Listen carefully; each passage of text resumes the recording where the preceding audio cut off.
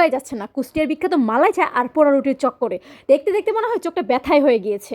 তো পোড়া রুটি আর মালাই চা খেতে যেতেই হবে। তো এই যে দেখুন বাবা আর মেয়ের হচ্ছে রুটি নিয়ে কারাকারি। আমি তো খাইতেছিলাম আমার মতো মহানন্দে, তারা বাবা আর মেয়ে রুটি নিয়ে কারাকারি করতেছিল। বেড়ামনের সাথে নিয়ে যাওয়ার এটাই হচ্ছে একটা প্লাস পয়েন্ট। তো এটা হচ্ছে সমরাস্ত্র কারখানার হচ্ছে গেট, এই চতরবাজারের এদিকের গেটটা।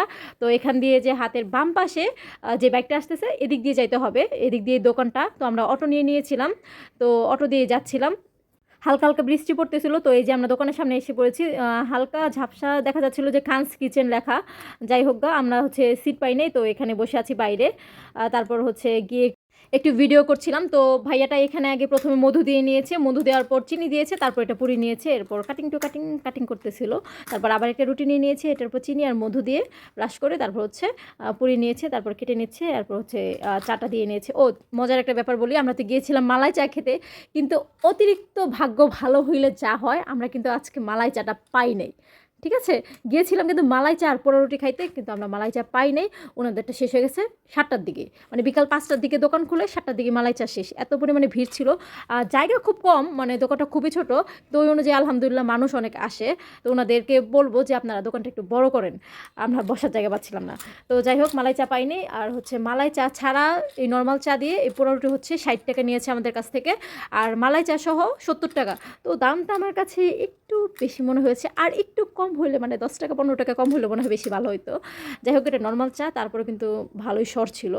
পোড়া রুটিটা যখন আমি আর কি চাটার মধ্যে চুবিয়ে খাচ্ছিলাম, মানে খুবই মজা লাগছিল।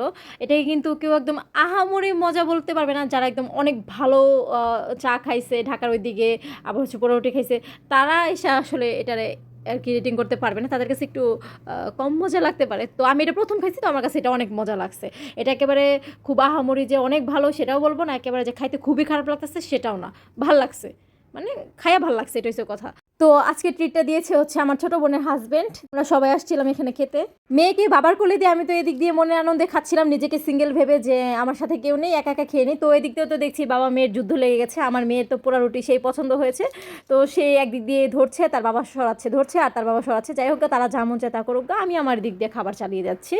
তো যাই হোক, এই ছিল আজকে মালাই চা। থুকু মালাই চা তো আর খাইতে পারিনি, চা আর হচ্ছে পোড়া রুটি রিভিউ। আরেকদিন গিয়ে মালাই চা খাবো। তো আসার পথে হচ্ছে আমরা তালের শ্বাস নিয়ে নিলাম এই আঙ্কেলটার কাছ থেকে। রাত তখন প্রায় 9টা 9:30 বেজে গিয়েছিল। তো হচ্ছে 5 টাকা করে নিয়েছিল আমাদের কাছ থেকে, আর 50 টাকায় 10টা শ্বাস হয়। উনি আমাদেরকে 12টা দিয়েছিল। তো আমরা এটা নিয়ে বাসায় চলে যাচ্ছি। তো আজকের ব্লগটা এই পর্যন্তই ছিল। সবাই ভালো থাকবেন, সুস্থ থাকবেন, আল্লাহ হাফিজ।